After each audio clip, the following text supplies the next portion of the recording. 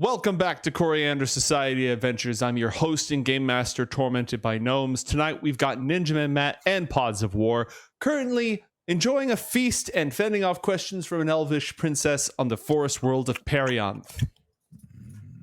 We last left our heroes in the middle of the fourth course. They're very small courses. The elves don't really like pile on the serving sizes, but they do keep the food coming. You know, lots of small, refreshing, very foodie food, where every single bite is meant to be like this whole, you experience multiple sensations one after the other.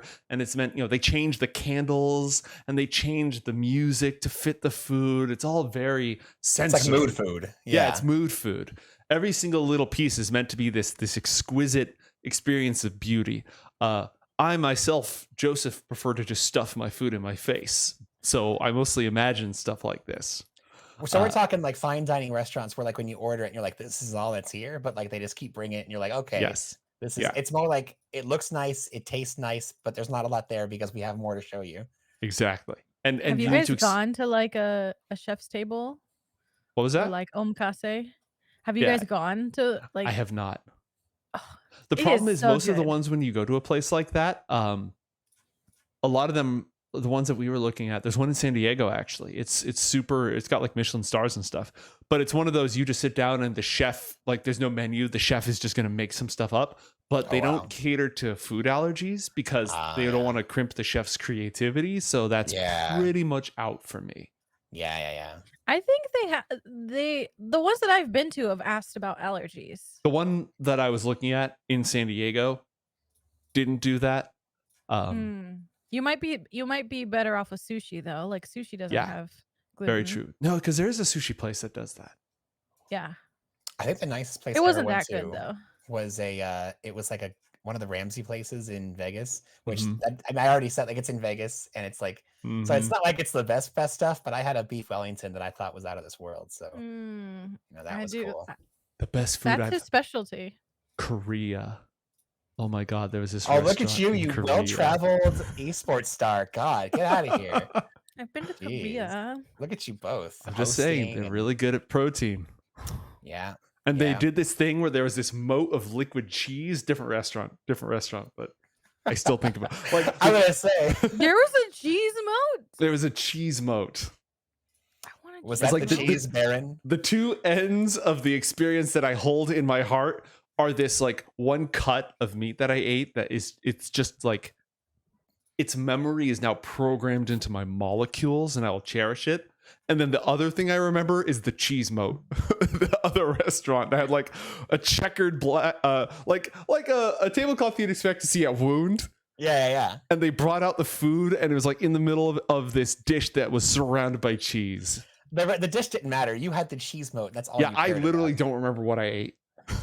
You just took whatever was there and dunked it in the cheese moat. And the food was just a medium for moat of cheese. It was a delivery mechanism. The elves of Perianth do not have a cheese moat. That is outside of their repertoire. But they have a jam moat of the most delectable ambrosia.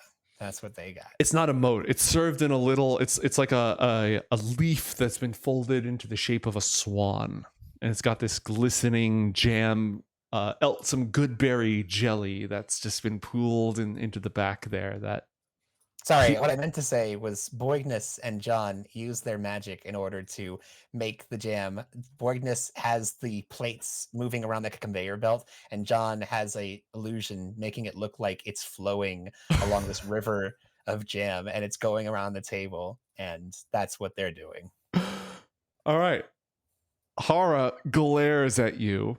Whenever it gets to Haura, it bubbles up. It won't actually get her sticky, but like every single time she like glares at them, her little plate bubbles up and starts to like, you know, like when you're in one of those theaters where like the water will like spray at you right when the rats are coming on screen, and you're like, oh, I'm covered in rats. A 4D experience. It's like that, except covering her in ambrosia jam that isn't actually covering her. Jambrosia.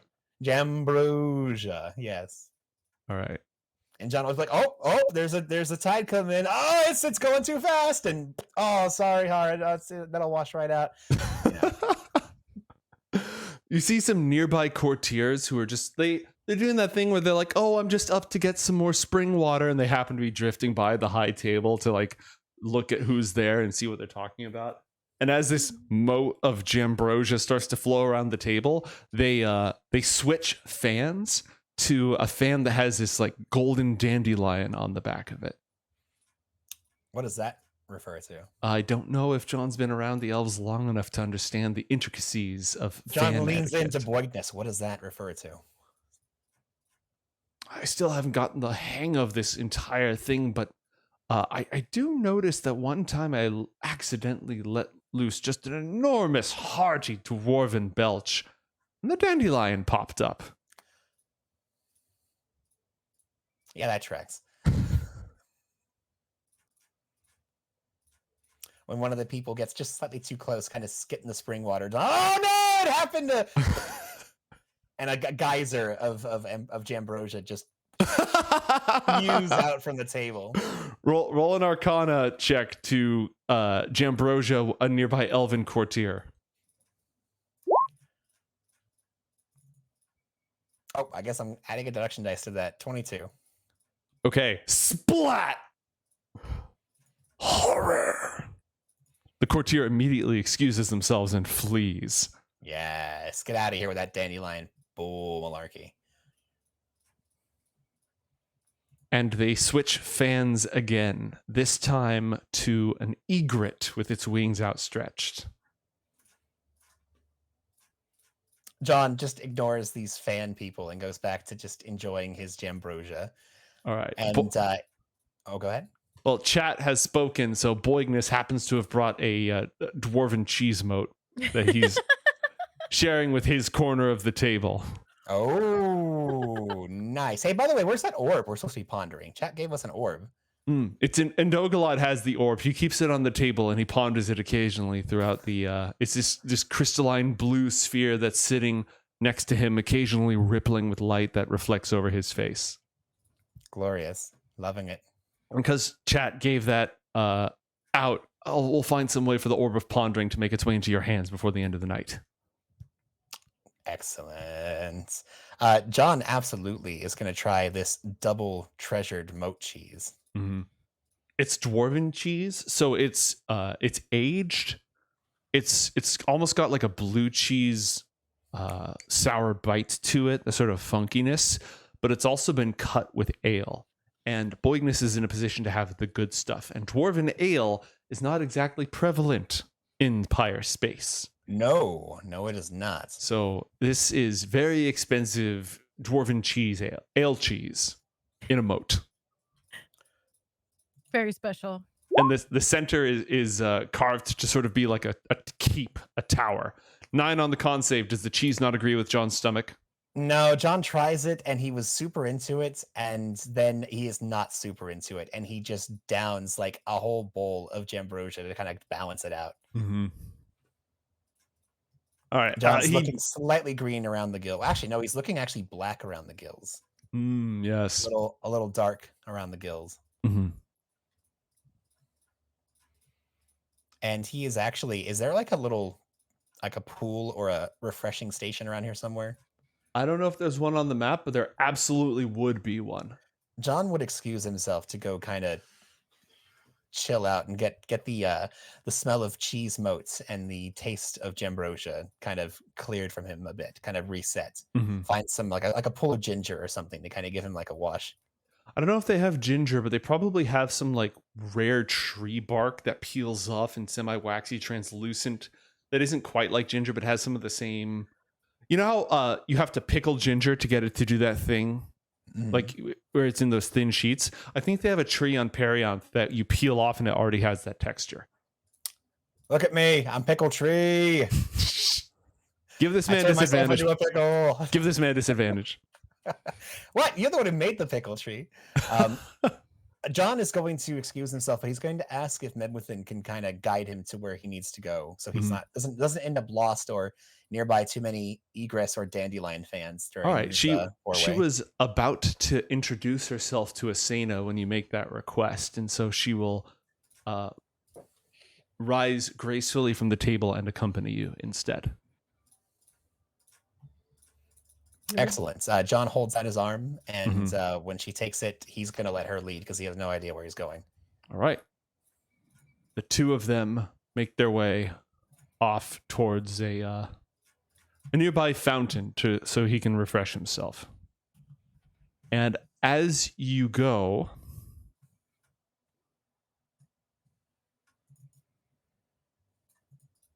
she casts protection from evil and good on you, John, with her special brand of Oneiromancer. Oh, very nice. And you can feel the symptoms going down, subsiding. Oh, it's like when you take fantastic. ibuprofen and the headache's not gone, but like the edge is absolutely taken off. Take the edge off. I absolutely know what you're talking about. All right.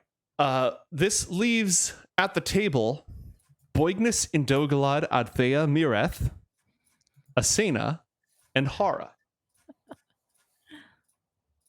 We're gonna get bombarded. Boignus is sitting there with his cheese moat basically by himself because he's offered it to Haura and she has not accepted. What about Indogalad? Indogalad politely grabbed one, like a piece of, it's not celery, but it's like a celery, similar plant. Some kind of root, yeah. Yeah, some kind of a root, and dipped it in the cheese moat and politely took a small bite. And then pressed digitation to make it look like he ate the rest. Nice. Good man. Mm-hmm. The king turns to Haura and Asena. You've been my guests only very shortly, and I understand that you travel with John Carmichael. If there's anything we can do during your stay in my kingdom to make it more pleasant, please don't hesitate to tell me. Well, thanks. I did ask for a pen earlier and I got one right away. So things are going really well. Excellent.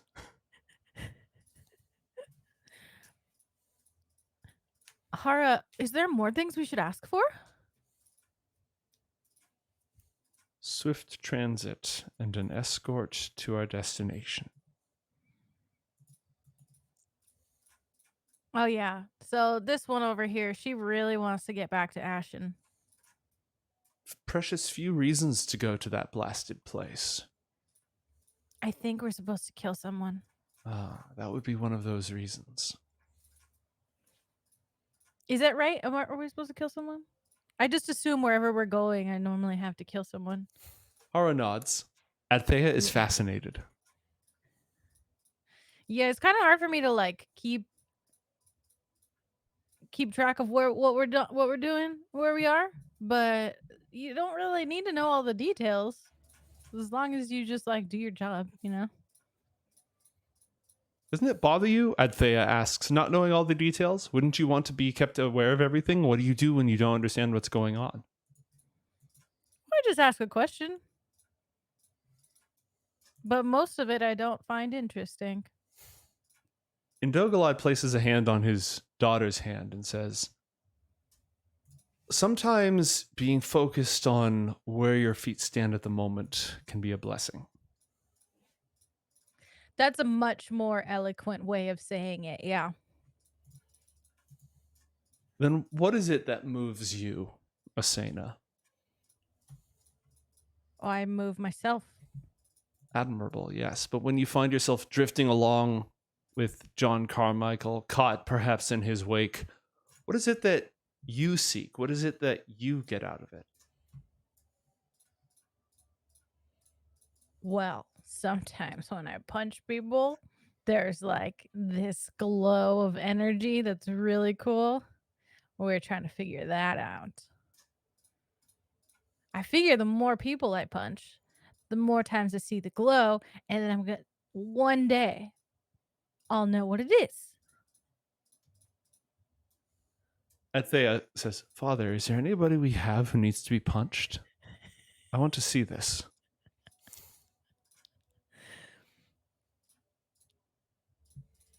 Well, King. Asena's like looks kind of up for it. Indogalad thinks about it for a moment and says, I'm sure that won't be necessary. My court is a place of safety. Beyond these borders, of course, the world can be a dangerous place. We always have need for one with your set of skills, Asena. Should you ever find yourself in need of more things to punch, I reward such individuals handsomely. A bounty. That's what you're saying. Perhaps. What bounties would you seek? What bounties would slake your curiosity? I don't know. I've never had a bounty before. I think What do this you feast. get in exchange? I think this feast qualifies as a bounty. Some seek wealth. Some seek recognition and fame and a place of privilege, fine things. Some seek only more magic and more power and the means to seek greater and greater bounties. For you, though, I would say perhaps knowledge is what would move your heart. Yes. But also pens and lamps Both and capes and what? and capes. All things that are easily acquired through wealth or the good favor of others.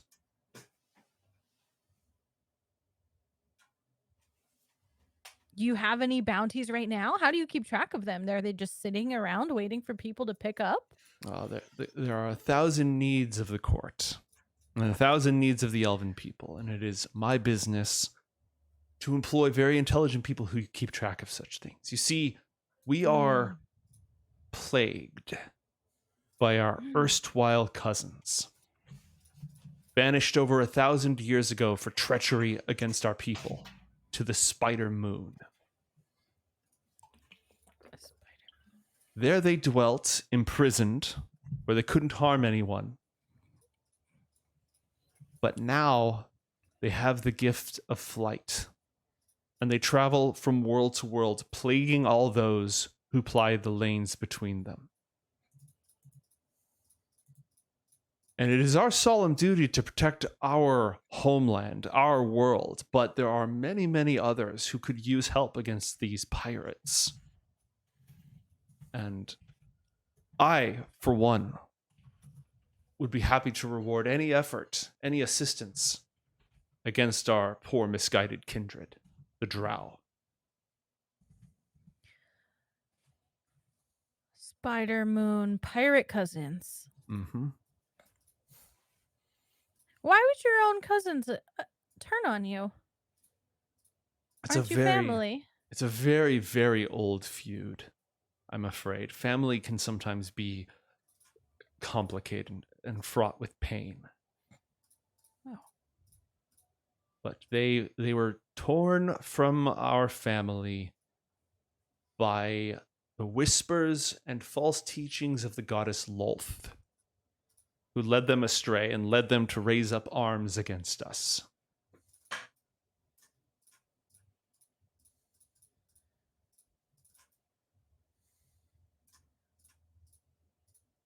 Where's the Spider Moon? In a few hours, it will pass overhead. Isn't that scary? More so now than it was for the last 1,000 years when we knew that they were imprisoned there. Now that they're free, the nights are a little darker. Is it this one? And she pulls out her fan with the moon. Yes. Spider Moon.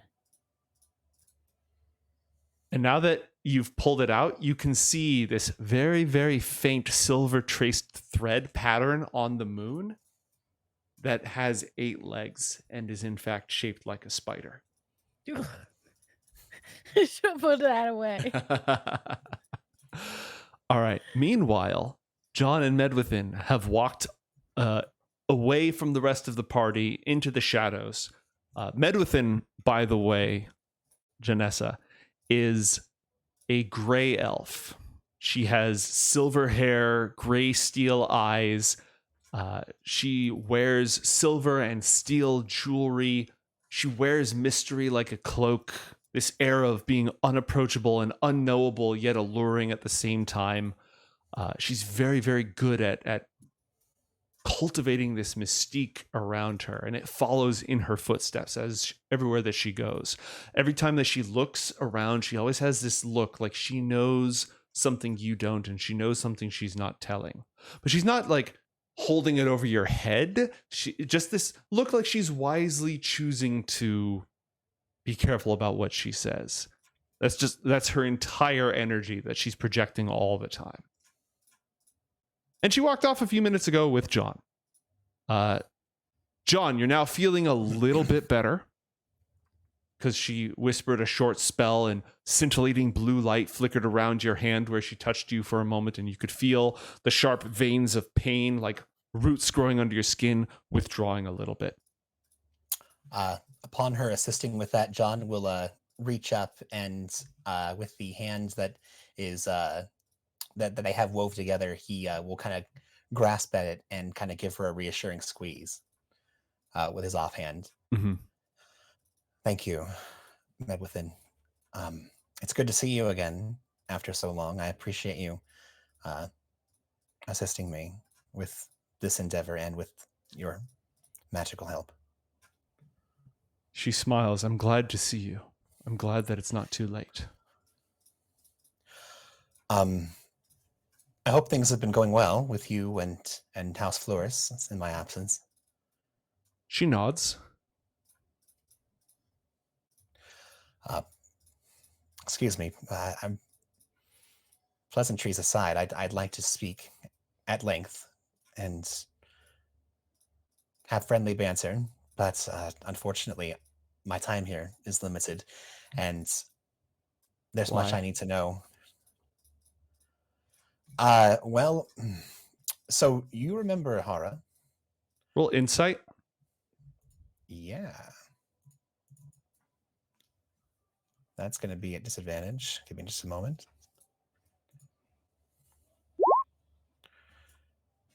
17. Okay. Fear.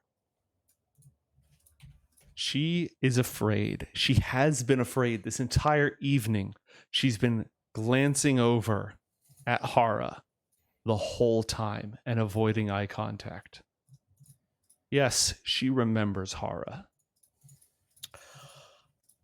Well, I know that you only through your trust in me were you willing to go along with what happened. And it seems as though it's time to collect. She has me More on fear. this. Excuse me? More fear on her face. Yes. I'm on a bit of an errand with her and the rest of my, new friends. John, how much does she know? How much does she remember? It's still not, I'm not exactly clear. I don't think she's exactly certain, but she knows. She at least understands what happened. She knows what she once was. And though at this time, as far as I can tell, she's unwilling to fully assume and ascend to what she truly is. She understands what she is. And now she has the benefit of technology and magic. But again, I don't think Hara's different. She's not truly the Akaphisian she was before, but neither is she the sorceress apprentice that we made her to be. She's something more, a bit of both, but a bit of neither. She's in a weird place. She currently has been teaching for about the last almost a year now. She's been teaching students, not necessarily in a magical nature. The place that I recently was at, there's a populace of people that gain control of certain powers, and she's been helping them come into their own, guiding them, teaching them. It's done well for her. I think it's helped her cultivate who she wants to be, who she's going to be. But she's still scary as hell. And she's still frustrated isn't the right word. She still hates me, but we had a falling out, by the way. She almost killed me, and she was starting to wonder and ask about her dreams, and I didn't want to keep what happened from her any longer, so I told her. And What did we you had it tell out. her? I explained that when we and the pilgrims went to Ashen, we were attacked by a dragon. We defeated that dragon, and that rather than kill it, we spared it. And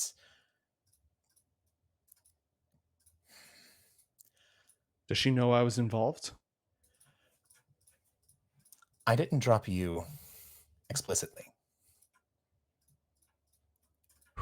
So, no. Would you like me to? I wasn't planning on keeping that necessarily a secret. It just didn't really come up.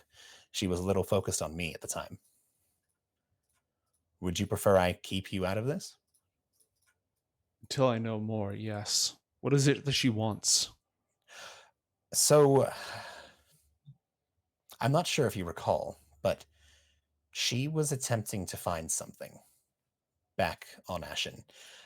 There were these Naga that had been guarding some sort of, she hasn't really come clean with us because she doesn't exactly know, some sort of secret magic and artifact.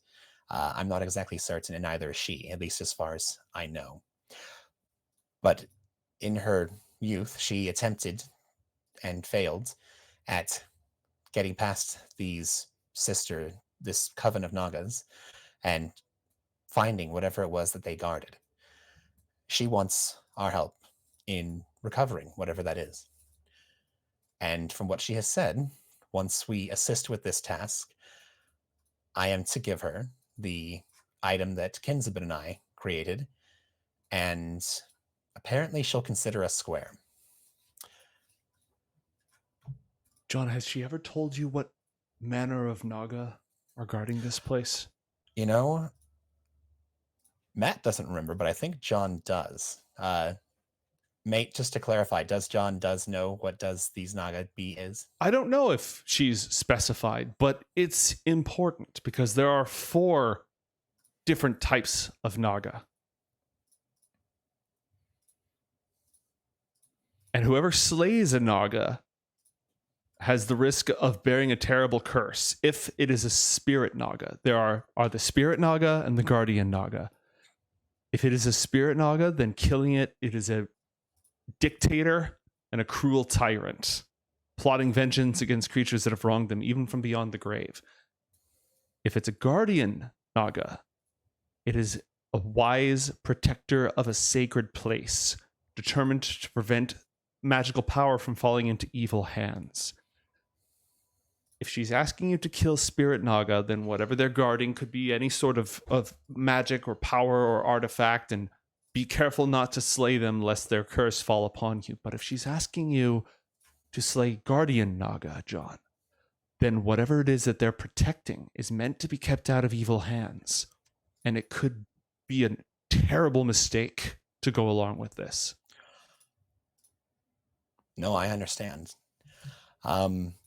Mate, just if John can recall, what was the description that she gave about these Naga? I don't know if she name dropped that they were spirit Naga, but she did describe how her interactions with them had gone previously. You recall her saying that they warned her off. Okay. And that they had more magic than she had. Which it could be either, but if they're guardians and they have a lot of magic, guardian Naga have a lot of magic and they guard things. So that lets me to believe that they're likely guardian Naga. And they didn't just try to kill her, they warned her off before she attacked. Then John will share that and ascertain that it's very likely that they're probably guardian Naga. Whatever they're protecting is not meant to be recovered, especially not by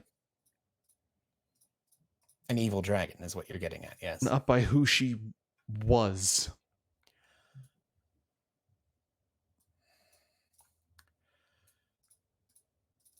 I think we're going to have to cross that bridge when we come to it. Well, when I come to it. I'm not going to force you along on this errand. I just wanted to make sure that you were made aware, since, in a weird, effed up kind of way, you and I are the mother and father of this new Haura. She shudders. It's not revulsion. It's not horror. But she does shudder. John puts a hand on hers. Mm-hmm. I don't know if I ever apologized to you, Medwithin. I did what I thought was best at the time. I was in a bit of we were kind of stuck.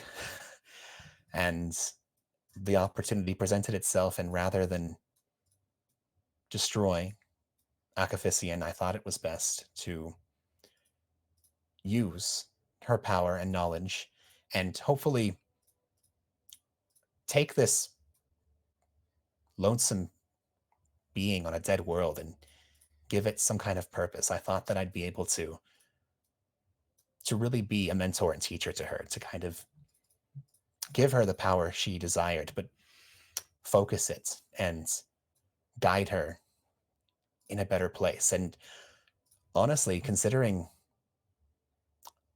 what she and I went through together, not just on Lacunas, but even into Jord, she has come quite a long way. I mean, she herself now is a mentor and teacher to others. She is intimidating and scary.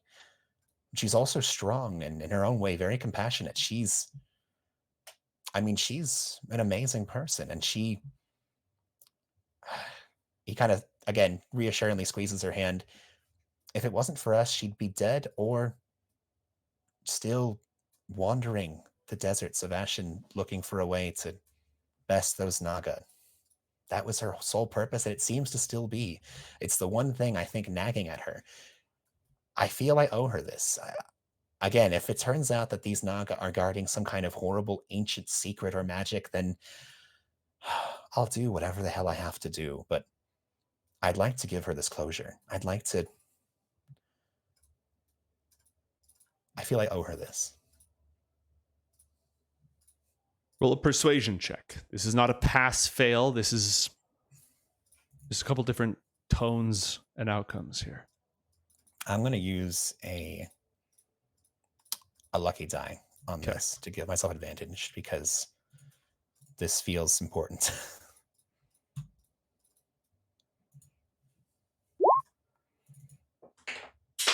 Dirty 20. Dirty 20.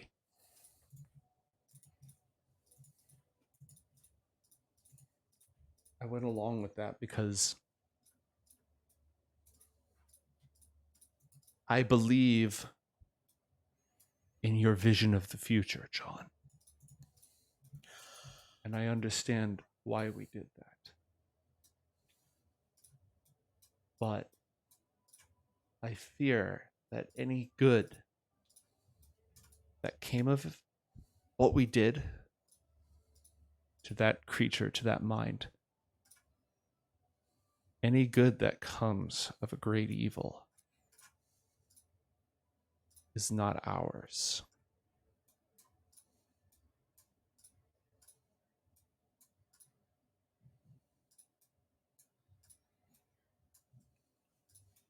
But I am going to go with you. I've been working with Indog a lot about the curse. We're going to fix it. I don't know about our choices on Ashen, but this curse we're going to make right. Well, regardless of your reason for coming, I appreciate it either way. Both to save my life from the curse of that damn tree, and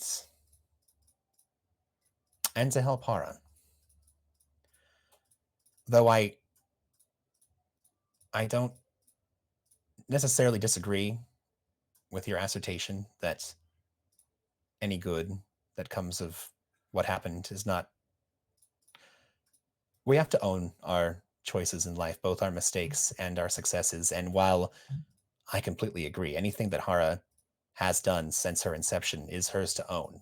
Guidance is just that. If I was to help you with something, let's say researching or picking a lock, it's still you doing it, regardless of how much or little I've helped. But I still did take part in it, which means that I myself can get even a small semblance of appreciation for my part in it, both good and bad. When those And men sent you from your home world. monsters, you mean? Yes. Any of the good that has come from that, the friends that you've met, the people who you, and she pauses for a moment, the people you've met along the way, do they lay any claim to that? Is any of that good theirs? I see what you're doing. I think that our ponderings could be best left to philosophers. We're mages, Medwithin, and regardless of our intent, what we do to change the fabric of reality, it's our fault whether we meant it to or not. And I mean, let's be honest, I've done a lot of shitty things since those monsters sent me halfway across the multiverse, but I've done a lot of good too. And do I go to bed at night thinking, gosh, I'm really glad those demons and cultists took me away from my home and sent me across the world? I should pat them on the back. No, I absolutely don't think that. But at the same time, there'd be a village on Quelia that still takes advantage of people. There'd be a giant still dragging down ships into the waves. There'd be a cursed tree on the borders of your realm. There'd be all sorts of calamitous chaos that I have helped only because I did get thrust into the situation. So no, I won't thank them. But if we're looking at the cosmic charts of things, then, whether intentionally or unintentionally, whether they'll ever admit it, maybe they have done some good sending me out into the worlds. In spite of them. Correct. Not because of them. In any case, thank you very much for all your help. And also, what's the deal, by the way? And John points up towards the the space where the moon either is or should be. Have they been? How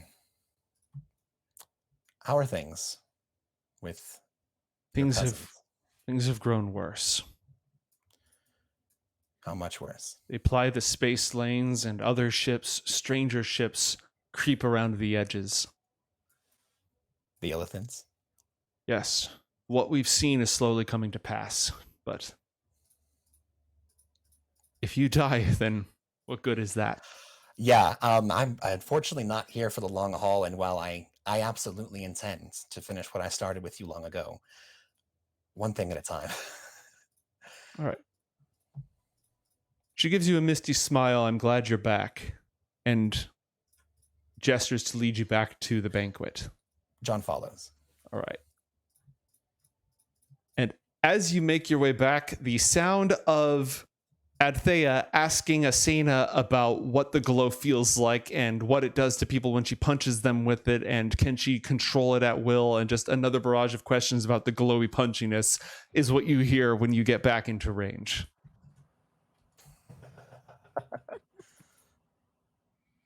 Well, maybe I can have John take a picture of it next time. That could be arranged. What are we taking pictures of again? Oh, me punching things. Oh. I mean, yeah, sure. Whatever. I mean, we did think about finding somebody to punch, but the king over here thought that it was not really a good idea.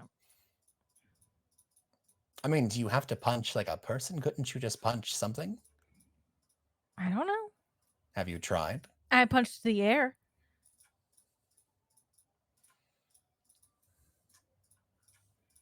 Does it work when you punch the air? I don't know.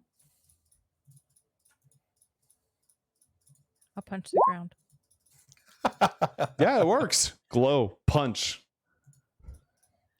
Courtiers nearby like take a step back as they look at the poof, silvery glow around your fist and the fact that you just punched the ground.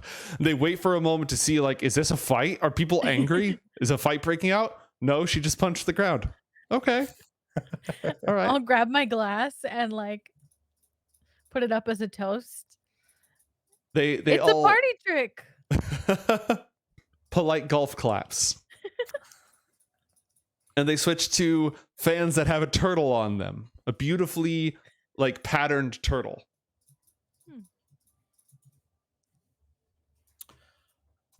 The awkward turtle. They're being polite. What is the John like looks over at Thea, knowing he'll likely get a response from her. What's the fan of I'm a doofus? The fan of shame. Yes, but like self-shame.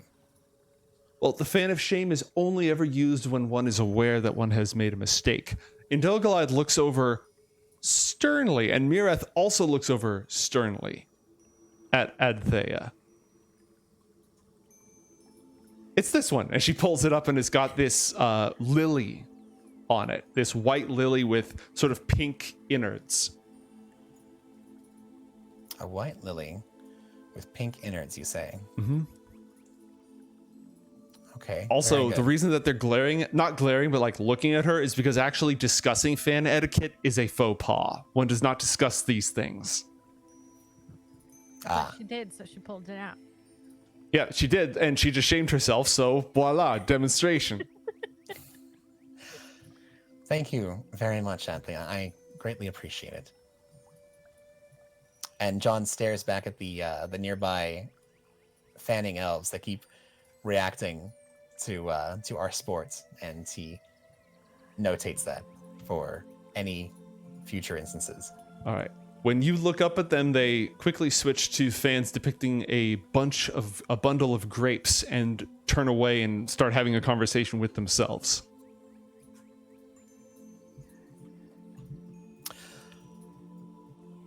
So, in Togolod, we spoke briefly about chartering passage on your highway. Yes, of course. The ether relay. This is an urgent matter. The ether relay is at your disposal. After all, you helped build it. So, you said that the pilgrims were inbound. How long do you think approximately it would take before they should be arriving? They will be here by evening tomorrow. Evening tomorrow. Okay. John turns to Haura. Is that acceptable? We'll likely have to depart the next morning. She shrugs and says, "It seems the fastest possible. What more could be asked?" I do have something more to ask Haura. I don't know if you want to... well, it involves pretty much everyone at this table, including yourself. I was hoping we could just kind of get this out of the way now, if you don't mind. She looks skeptically at you. So... I'm gonna like motion to whoever to like bring more wine. Instantaneously, more wine is brought up and Hara's glass is refilled. So, Haura, do you recall in our travels, I mentioned about that little old curse thing that had befallen me before I met you? Yes. That I was dealing with? Yes, there was a evil tree of some kind in a grove here on Perianth, and whoever cut it down would bear its curse, and a new one would rise from their corpse. Yes, that's the exact one. Well, I did that. I killed that tree, and it took root inside of me, and well, during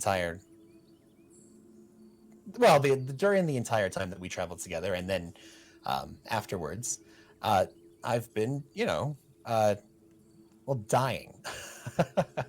I've been able, with Medwithin's assistance, I've been able to... You've been dying? Well, we're all dying, every moment I every thought day. we were living. Well, no, we're currently living, but we're marching to our inevitable demise.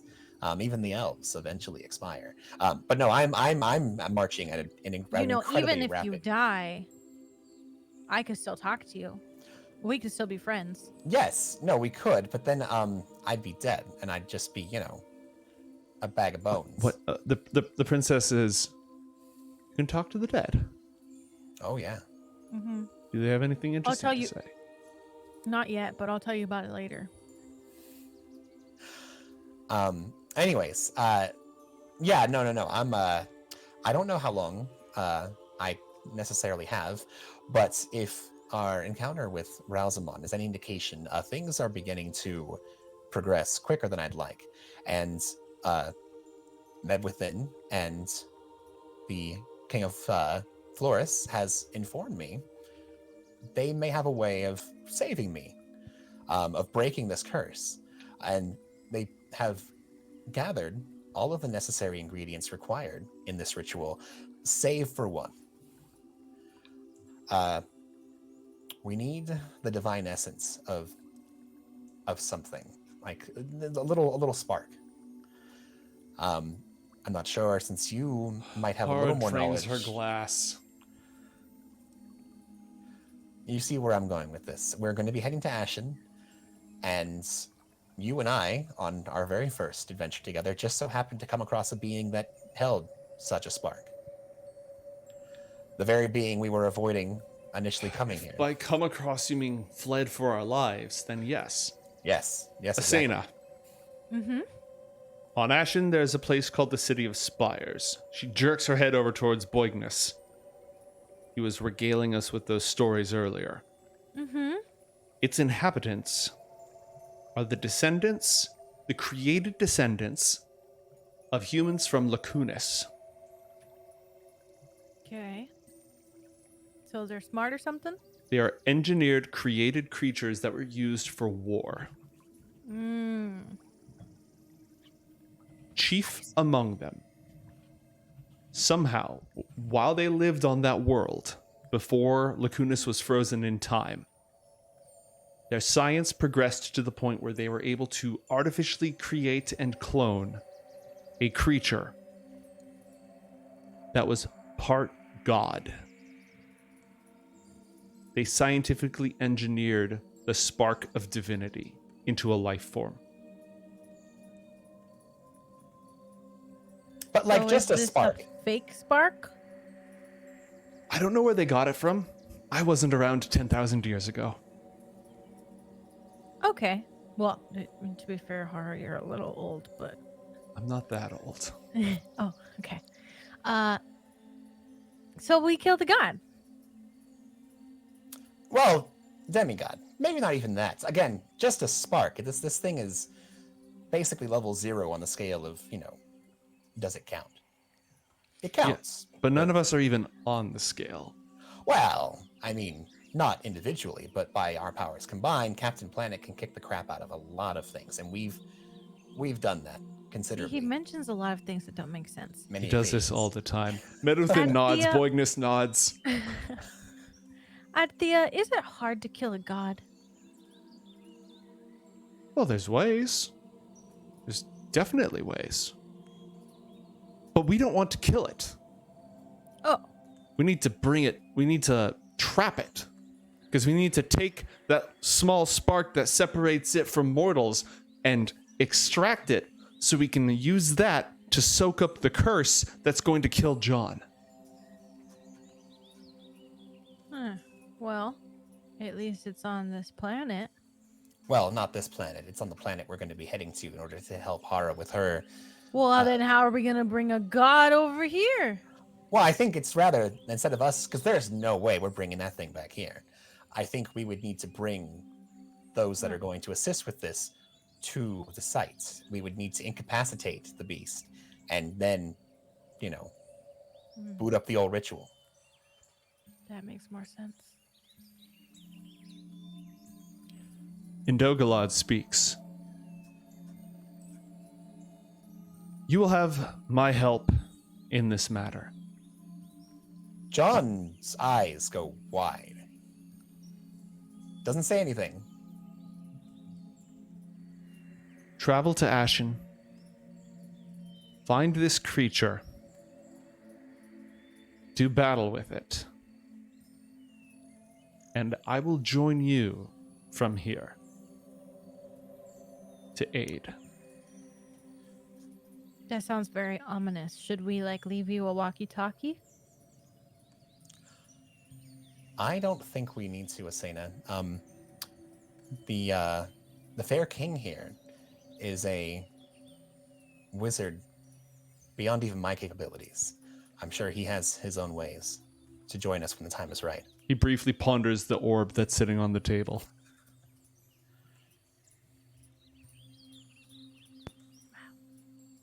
We must subdue the creature, and if we can break it in battle, we can bind it.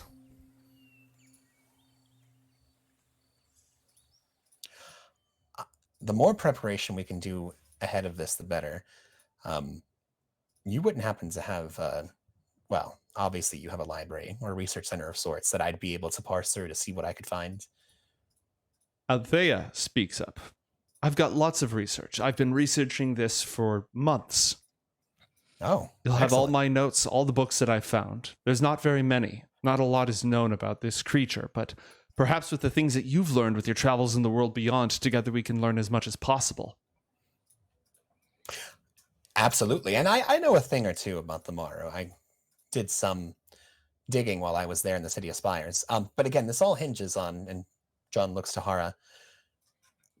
Look, I'm not going to say we have to take a detour to do this before helping you with your quest. But I mean, if I die and turn to a tree in the midst of our adventure, that's going to set things back. Well, I mean, you'll not just be dealing with the Naga, you'll be dealing with a dead tree John, which is probably not good because it sucked the last time I went after it. So then you'd be dealing with Nagas and a tree, which would make it even more difficult. Haura hesitates. Asena, do you do anything?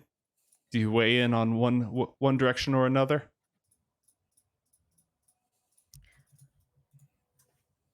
So was that gross black thing that you coughed up?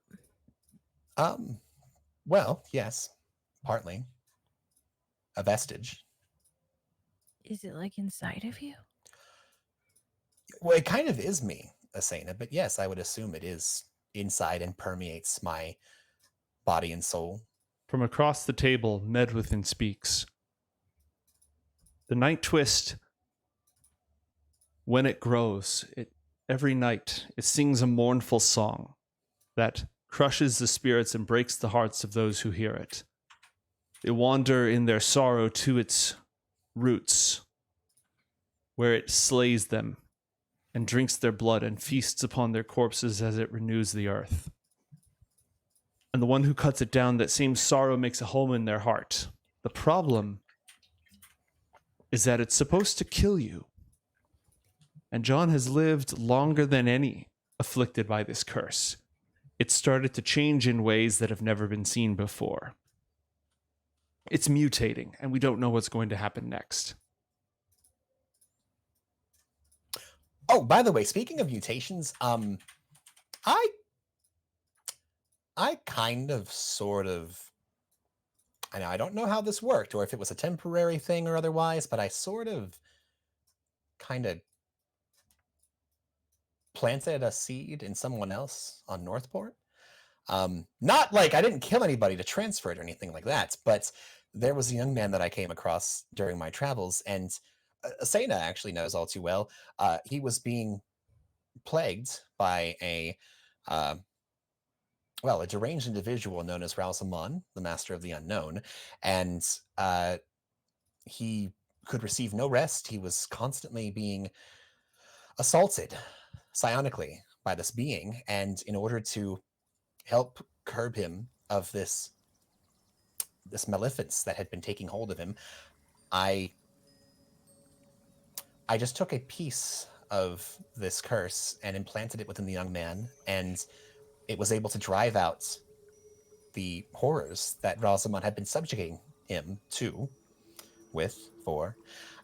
but now he, much like I, has awful, terrible dreams that I've been helping him get through. But again, I have Are we talking about Ben? No, but Charlie. No. Oh. Yeah. I got his name wrong. Yeah, you knew the old chap. I didn't know you put some of the curse in him. Ralzamon, those who he bound into his service, he placed a failsafe in their mind, so if they ever turned against him, he would burn out their brains.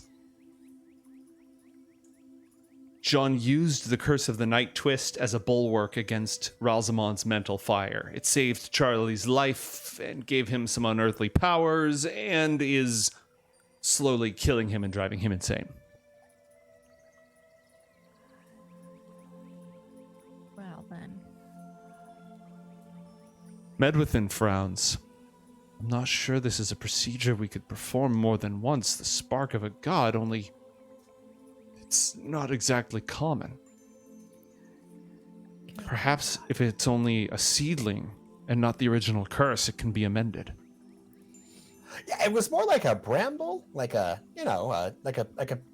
when you graft one tree to another. It was more like I took a piece of the Night Twist and grafted it into his brain.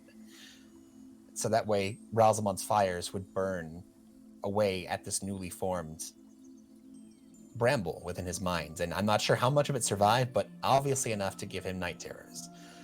So I'm not sure. But I do kind of feel like if you have a way of getting rid of this once and for all, it might be nice to include him as well. But since his is lesser, I'm thinking maybe then going back and bringing him here, perhaps, Medwithin, if you'd be keen to it, we might be able to open up some kind of dream connection using your Oneiromancy to, since he only has a fragment of the curse within him, possibly if we can channel him during this ritual, it would be enough. Let's see what we learn from successfully completing this once. And maybe I can replicate the ritual in some other way to help Charlie? Yes. I hope the circumstances were as dire as you described them. That is the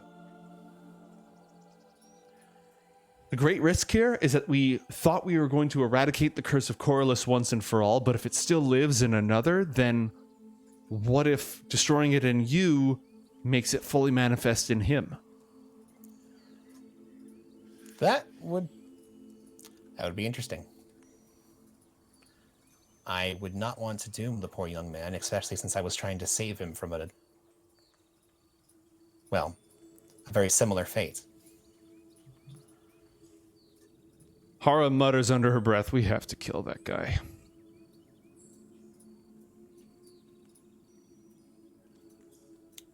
Can John... is she talking about Ralzamon or... Roll an insight check, John. And Asena, roll insight. Asena's eyes got real big. She's like, kill Charlie? 29. All right. John, she's talking about Ralzamon. Asena, Okay, she's good. talking about Ralzamon. Okay, very good. There's this moment where it goes through your head, and then she turns over and looks at Asena confused, and she's like, what? No, not him.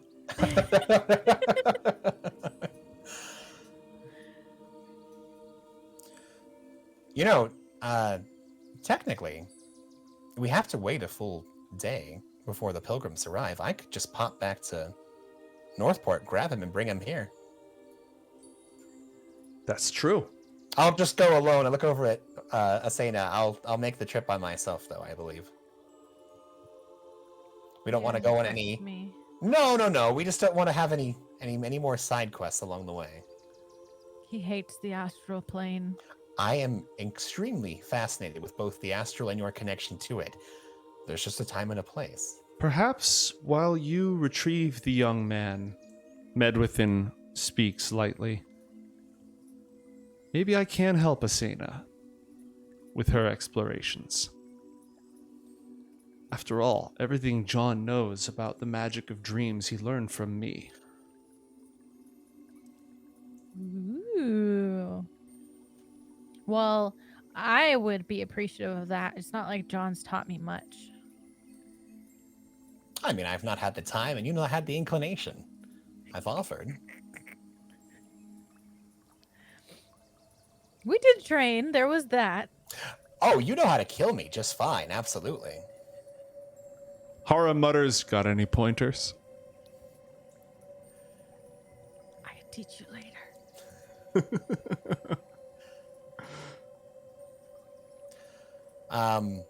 Okay. Well. What teleportation circle would you go to on Yord?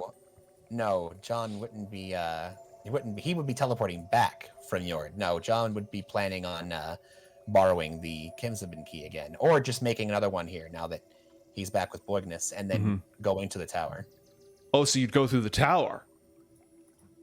Since that's the easiest way John knows how to get there. What portal would you use in the first place? Well, John, there aren't any holds his hands. portals on, because you need a portal to use the Kimsabin key. You have to hack a portal. Correct, and John holds his hands out, and we're on Perianth.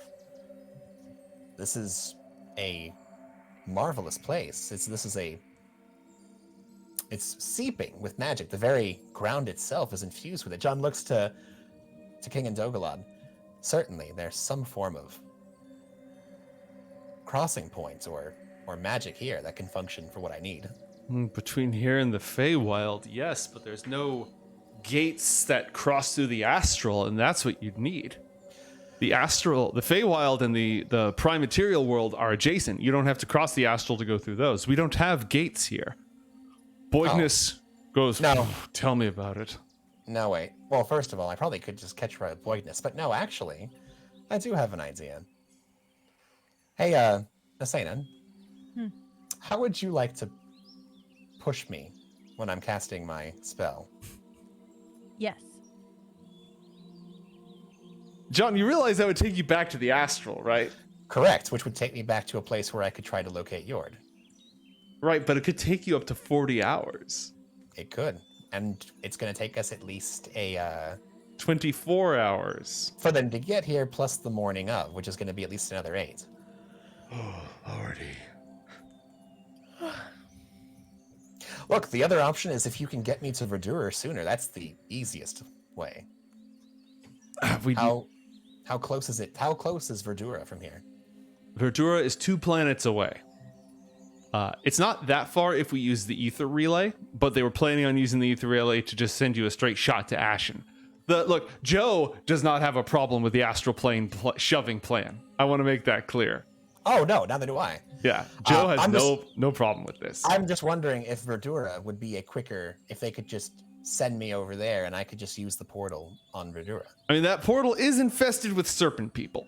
I have made a grand gesture every time I've arrived. I think that is solidly in hand. I'll just show them why they need to just balk when I show up. If I need to do it a third time, I'll do it a third time. Oh, let's see.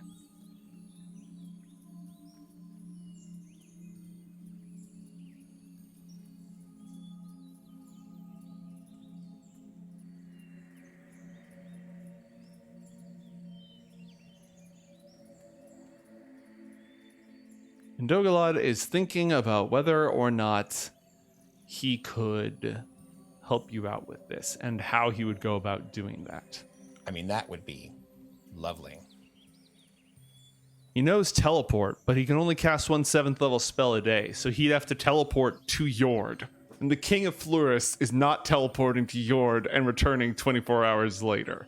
Wait, couldn't he just teleport and then I just go through? No. He doesn't have to go through, does he? Teleport sends you and the targeted creatures. But what if Asena held on to him? We already know she can screw with these And things. you'd both end up, all 3 of you would end up in the astral plane. Give me a moment here. Your lordship, you've not left the planet for some time, I take it. Indeed. You have just graced me and my friends with this amazing bounty. There's a place I wouldn't mind showing you. I have a spare suit. Imagine this. we can have one of your lookalikes stay and play king in your stead. We'll be gone in and out. 1 day adventure. Quick got adventure, 24 20 hours. minutes. 20 minutes. You get in and out. No, 24 hours. Just long enough for. Look, this is for the sake of eliminating the Curse of the Night Twist forever. I didn't have to kill the damn thing, but I did. I took that upon myself because I knew it was the right thing to do. And all I'm asking for is a chance to take your lordship out, treat you to a nice dinner, and pick up my scraggly, curse-infested friend and bring him back here. So that way we can get on with our day. We'll return when the pilgrims get here. We can have another feast. Wait, we're overthinking this. Teleport to get there, teleportation circle to get back. I was hoping you wouldn't, think about that. Well, if you want to try to take the elven king of one of the 13 elven houses of this spacefaring planet in a fantasy world to eat at Wound to get a steak at Wound. I didn't say Wound, all right? I mean, it was going to be Wound, but I didn't say Wound. I would never say that. Yeah. No. Okay, then literally quick adventure, 20 minutes in and out. All right. It's a damn good thing that none of King and Dogalad's bodyguards are nearby, because they would absolutely not sign off on this plan. How does Asena feel about this plan? I mean, she's just staying here, right? You can come if you want. It's your call. I like it here. Okay, so you're gonna stay here. So you have no. All right. I also don't want to be blamed for when your teleportation circle messes up. Why would it mess up? What have you done? I haven't done anything. Well, if you're not there, then everything will be fine. That's what should happen. This is the exact kind of blame we're talking about. But if something does happen, it can't be my fault, right? Because I'm not there. You're using a lot of... Look, I know that gave you one of these fans, but you don't have to use the same inference and double talk that they do. You punch things. If there's something else you're not telling me, aside from screwing with my magic at the most inopportune of times, I need to know about it. But otherwise, we should be fine. And no, if something happens, obviously I wouldn't blame you unless I found out that you were the root cause in some way or another. But that's not possible, right? Because all you can do is punch things and screw my shit up when you are directly trying to. Asena will take out her fan. With the spider moon on it. Nope. Yes. John is going to cast Silent Image and make it look like that Shame Lily. Hey! You can't see it.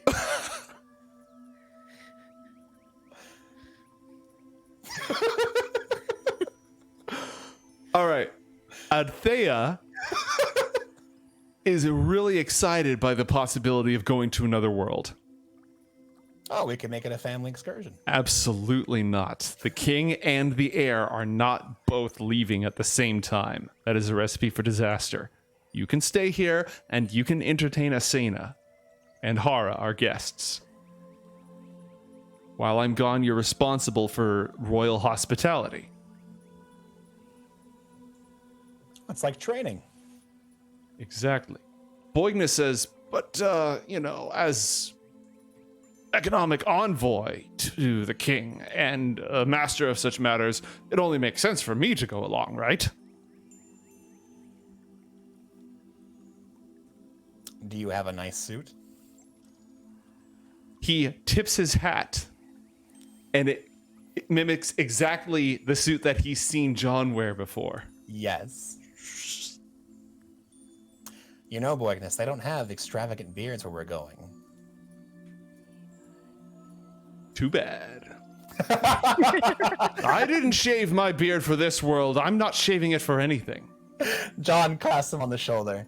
I wouldn't have it any other way, Gandalf. Medvithin is going to stay. Haura is going to stay.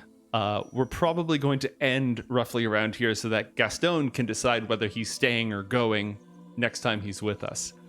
I think that's everything that we need in terms of who's going and who's staying, except Indogolod is going to bring bodyguards.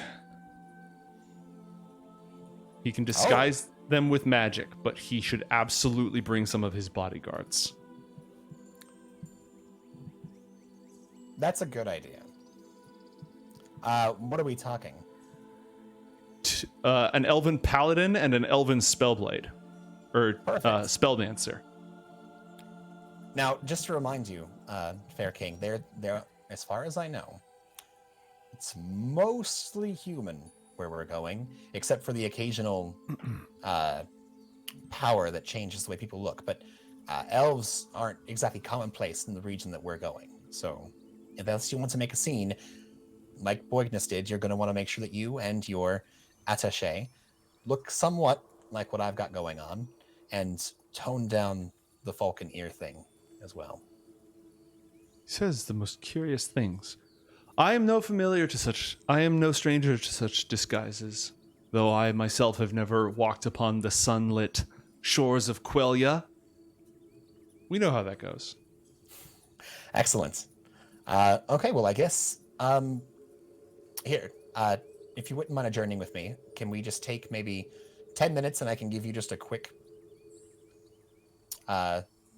rundown of where it is we're going and what you're going to experience, just to kind of make sure that you're prepped and ready for the sights, sounds, and smells that you're going to be seeing. Have an object from the destination? Yes. Yes, I do. Well. Yes. Yes, I do, actually. What does John pull out? Asena, my pen, please. Excuse me? It's my pen? Asena, the pen formerly belonging to my office at Carmichael and Carmichael, which would be the easiest way to get King Indogolod, rather, to where we're going. If you wouldn't mind, I'm just borrowing it. You'll get it back. How do I know I'll get it back? Because you promised that I can't lie.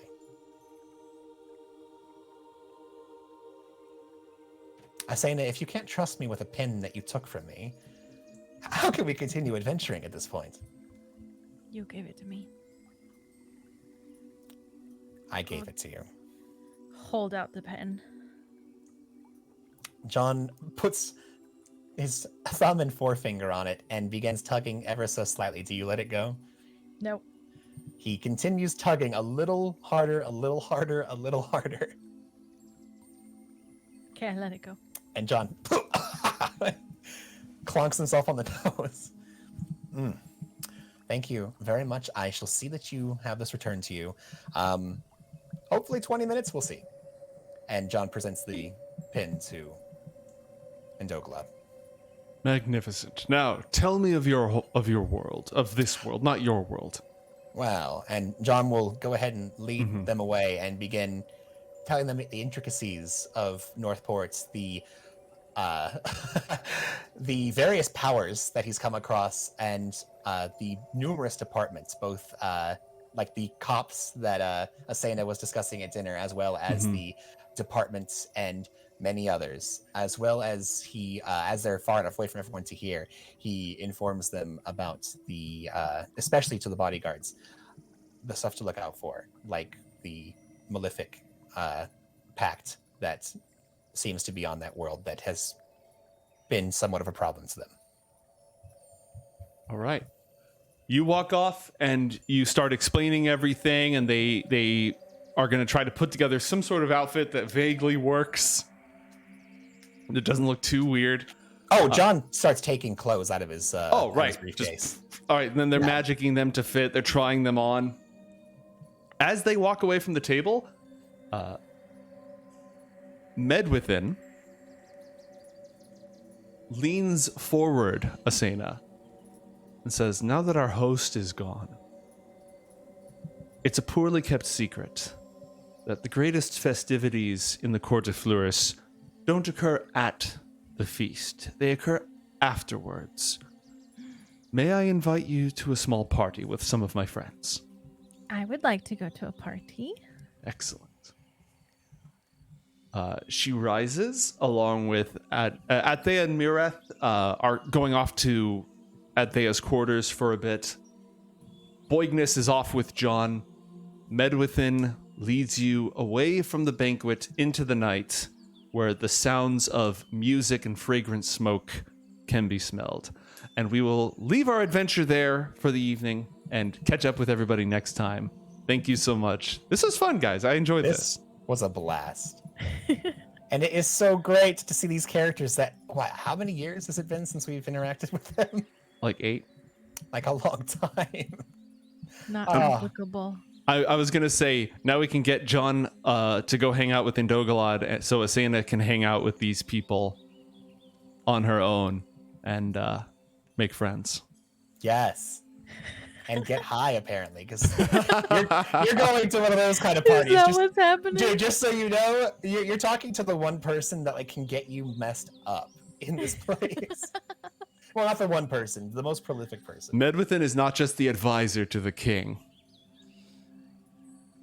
We'll see. We'll see. Does that mean that next episode I need to be like method acting? Oh, yeah. Oh, yeah. I will leave that in your hands. And with that, we'll go ahead and take off for the night. Bye, everybody.